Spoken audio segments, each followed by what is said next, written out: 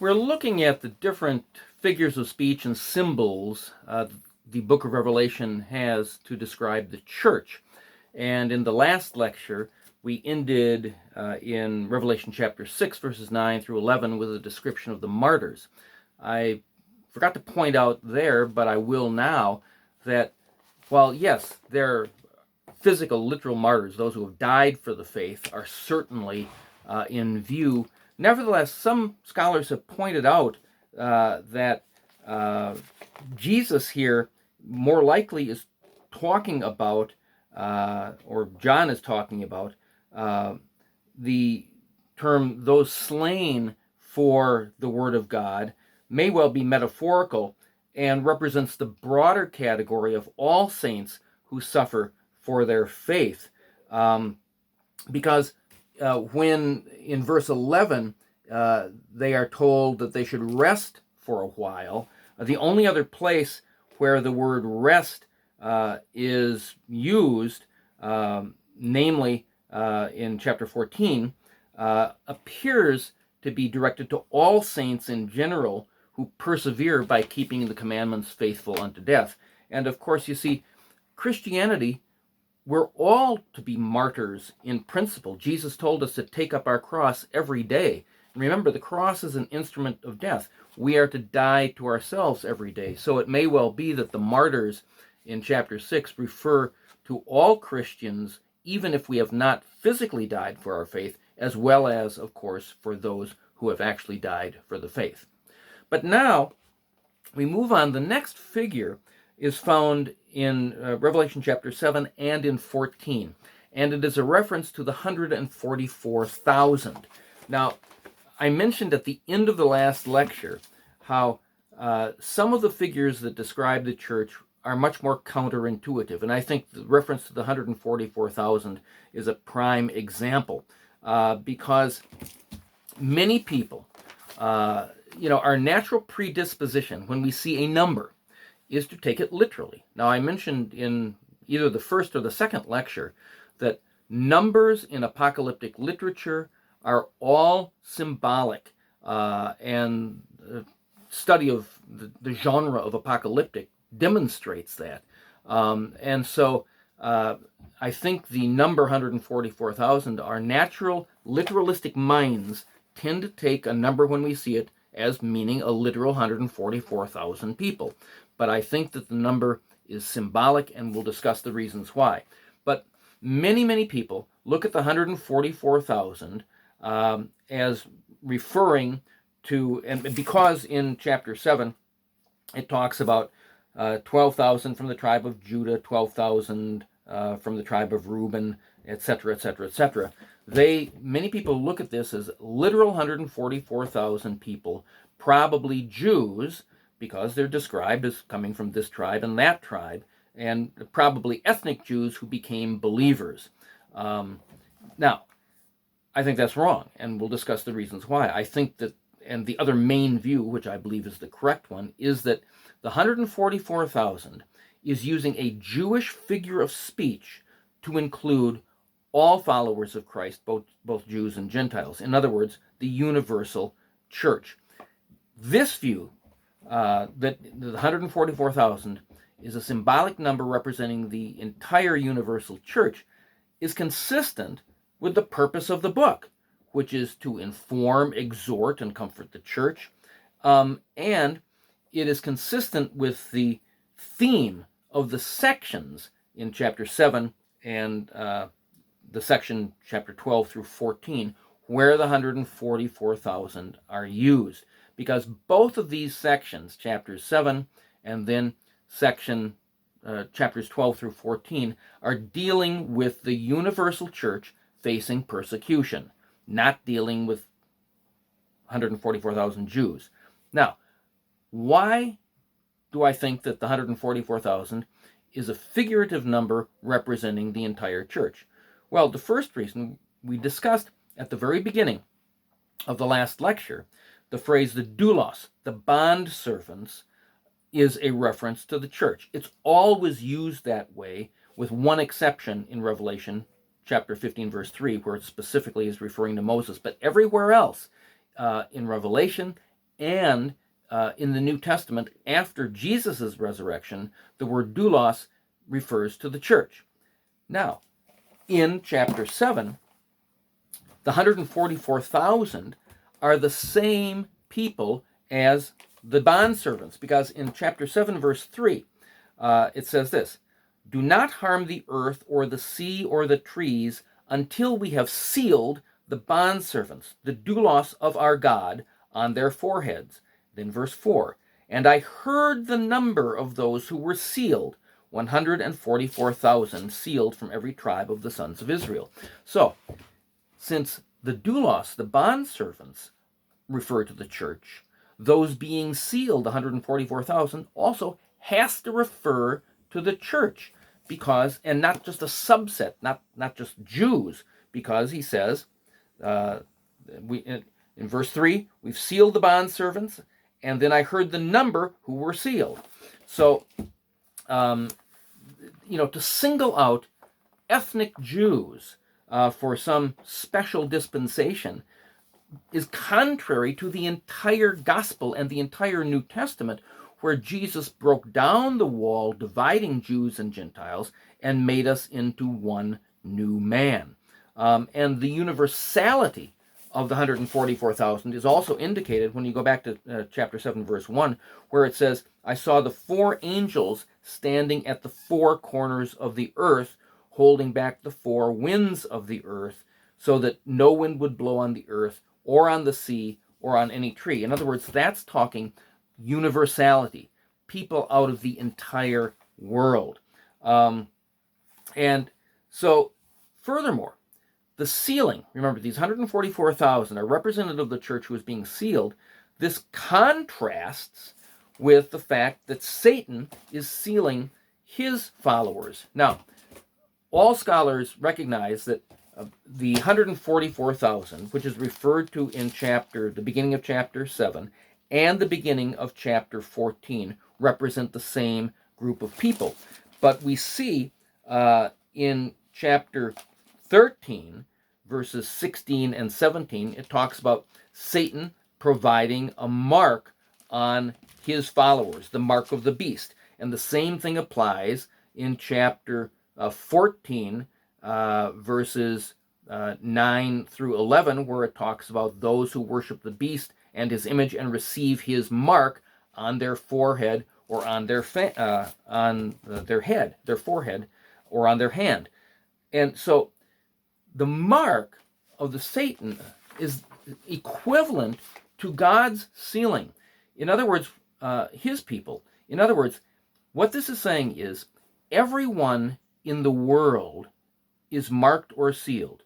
And there's only 2 groups: those who follow Satan and those who follow Jesus Christ. And so because the mark or the seal shows who our true owner is. We all belong ultimately either to Satan or to Christ. And I have a lot of friends who are atheists. They don't believe in God, they don't believe in Satan, and so on. And no one, or very, very few, would ever claim that, oh, I am a follower of Satan. There are a few, Satanists, but no one would say that they're followers of Satan. And yet the fact of the matter is, Satan is called the god of this world, the prince of the power of the air. People are following him unwittingly, and what Revelation is saying is everyone is following him, perhaps unwittingly, and they have his mark if they are not sealed by Christ. And the universality of this sealing, again, we're talking here, 144,000 is a figurative description of the universal church.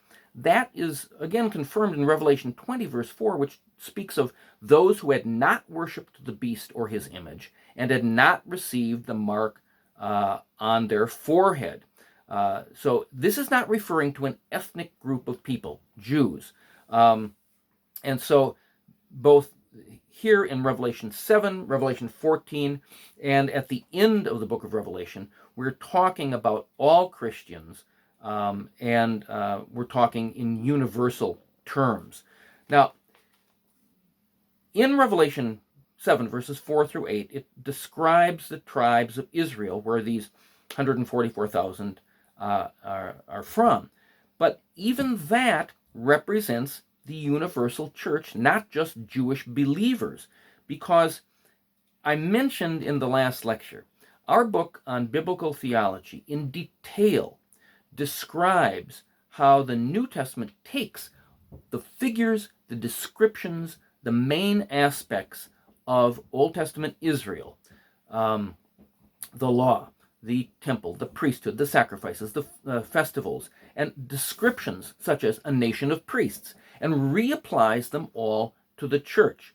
And because that is showing us that the church is the new, true, spiritual Israel. And we'll see more of this at the end of the book. Furthermore, the description of the tribes in Revelation chapter 7 is highly unusual. For example, the tribe of Dan is missing. Manasseh is present, but Ephraim is missing. Joseph is substituted for Ephraim, but since Joseph was the father of both Manasseh and of Ephraim, there would be a duplication because Joseph would be both Ephraim and Manasseh.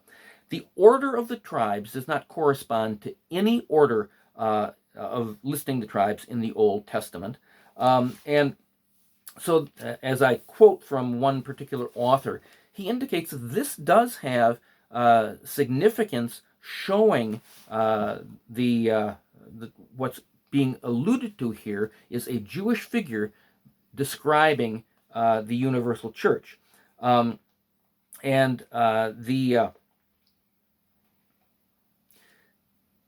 Furthermore, we see elsewhere in Revelation and elsewhere where it says that in Hebrews 12, it talks about Christians have come to Mount Zion and to the heavenly Jerusalem. Now, coming to Mount Zion is reflected in Revelation 14, verse 1, which is talking about the 144,000, where it shows that the church, the 144,000, standing on Mount Zion. And so, again, there are these intertextual connections, not only within the book of Revelation, but between Revelation and the New Testament and the Old Testament, that are showing that these are figures of speech describing the universal church. Furthermore, in Revelation 14, it talks about the 144,000 are those who are purchased from the earth. Well, we already saw in Revelation 5, verse 9, that the Lamb has purchased for God men from every tribe, tongue, people, and nation. That, in Revelation 5, was a description of the church. And now, in Revelation 14, talking about the 144,000, it's using that same phrase, purchased again. Now, in Revelation 14, verse 5, it describes the 144,000 as virgins. Again, you've got to be, this is why we're talking of the use of symbolic language. You got to be aware. Don't think of them as one writer does, who describes that the 144,000 virgins as a group of dedicated Christian youth. No, that's not true. You see, he's falling into the trap of literalism when looking at symbol. You see, the Bible does not view sexual relations within marriage as sinful.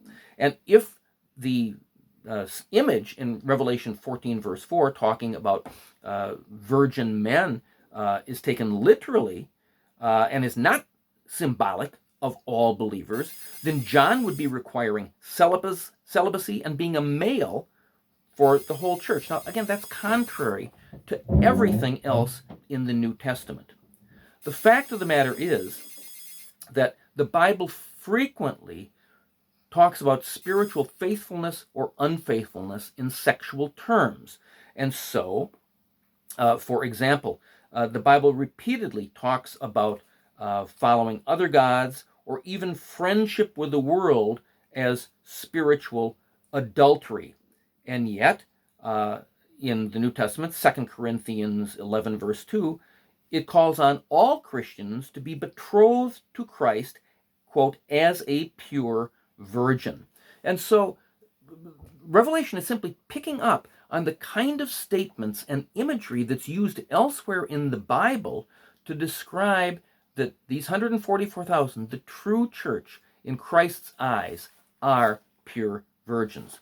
Also, the fact is, 144,000 clearly is a symbolic number, not a literal number. I mean, it's 12 times 12 times 10 by 10 by 10. Probably the 12 may represent the first 12, the number of the tribes of Israel, multiplied by the 12 apostles. And that idea, and then by 1,000, showing fullness, completeness, a huge number, far more than a literal 144,000. And this idea is confirmed in Revelation 21, where it talks about the New Jerusalem, and it talks about in Revelation 21 that it talks about the city was laid out. It talks about the gates of the city, and it talks about the names of the 12 apostles on the foundation stones, and then the names of the 12 tribes on the gates. And so, and furthermore, in Revelation 21, it talks about the wall around the city being 144 cubits in height. So again, these same kind of images and numbers occur in different places in Revelation, signifying the New Jerusalem, which, as we will see, is not just a place, but is really talking about people, the church. And so it's consistent with the idea of the 144,000 is a symbolic number representing the entire universal church. Now, when we go back to Revelation 7, the next image, beginning in Revelation 7, verse 9, we've just been talking about the 144,000.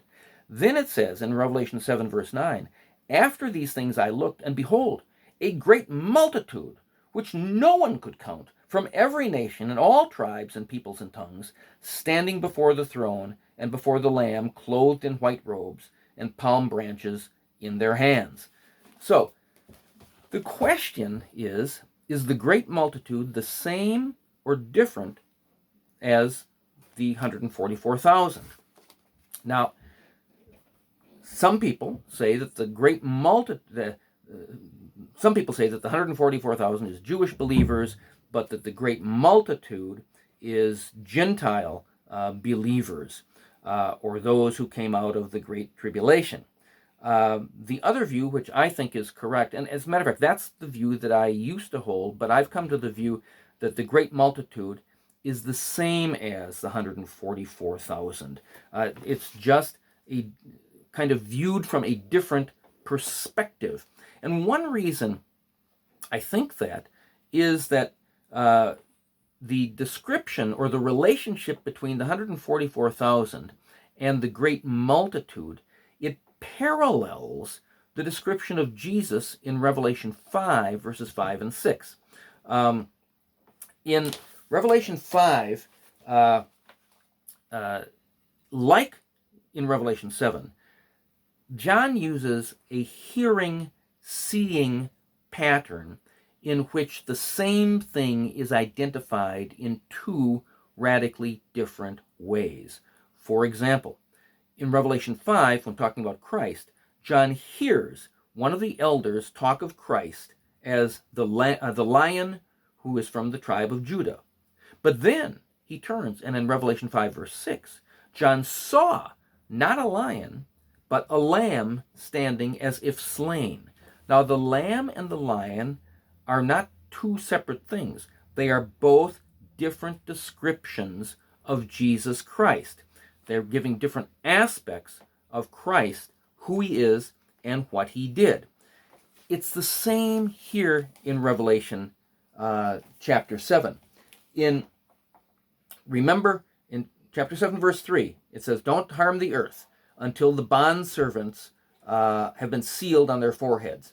And then, in chapter 7, verse 4, John says, I heard the number of those sealed, 144,000. But then, in verse 9, he says, after these things, I looked, and I saw a great multitude, which no one could count. In other words, it's the same group of people seen from two different perspectives. And so we've already mentioned that the number 144,000 clearly is a symbolic number.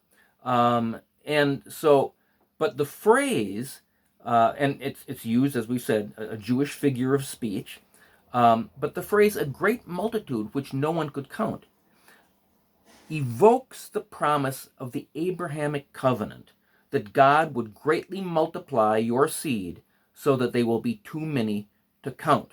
Now, the New Testament repeatedly explains that the Abrahamic covenant, and specifically the promise to multiply Abraham's seed, is fulfilled in Christ and the church. And so this great multitude shows that the fulfillment of the Abrahamic promise appears to be, it's another way that John describes Christians as the true Israel. And so what John does is he hears the church being described in symbolic form as the continuity probably of the Old Testament and New Testament saints, 12 times 12 times 1,000. But then he sees this great multitude that no one can count. And when we take into account the Abrahamic covenant, that this is language showing the fulfillment of the covenant. Once again, these are intertextual connections or references showing that the church is the fulfillment of these promises made all the way back in the book of Genesis to Abraham. And finally, in Revelation 19 verse 1 and 19 verse 6, those are the only other places in the book of Revelation where the phrase, a great multitude, is used. And in both of those cases, it obviously is referring to the entire church, not just to a segment of it. And so the phrase, a great multitude, it's the same Greek phrase used in Revelation 7 verse 9, 19 verse 1, and 19 verse 6. And so you could say that the 144,000 of Revelation 7 verse 4, what he hears is the inner reality or the theological perspective of the church. And that's confirmed in Revelation 14, where it talks about the 144,000 as virgins. So the inner reality is that the church is the true bride, the true virgins, that it is a perfect symbolic number consisting of Old Testament and New Testament saints. Yet the great multitude is the outward reality. The outward reality of the church is that it is a great multitude from all tribes, from every nation, and so on. Exactly what John had said in Revelation 5, verse 9. It's all those purchased from every tribe, tongue, nation, and people in the entire world. So let me conclude this lecture by saying that I hope we are seeing how multivalent, in other words, multiple levels of meaning biblical symbols can have, that they're based upon, in this case, statements from the Bible, Old Testament and New Testament. There are connections within the book of Revelation to try and show us that what I'm saying here is not just making things up, but it is confirmed by other statements in Revelation and elsewhere in the Old and New Testaments, that you can have radically different descriptions of the same entity. Jesus Christ, he hears a lion, he sees a lamb. With respect to the church, He hears 144,000 true Israelites. He sees a great multitude from every tribe and nation in the entire world. But they're all talking about the same thing. They're all describing different aspects of the church to give us a full picture of why the church is so important, why it is central and integral to God's plan. In the next lecture, we're going to continue looking at the church in Revelation. And again, we're going to see some examples that are sort of counterintuitive to us, that if we look at things literally, we will miss the meaning of what's going on. But the context of the book, it's written to the church, it's written for the church. It is a symbolic book that, as we're seeing, is describing the church in multiple different ways to show the many aspects, theological and otherwise, of the church. We'll continue this in the next lecture.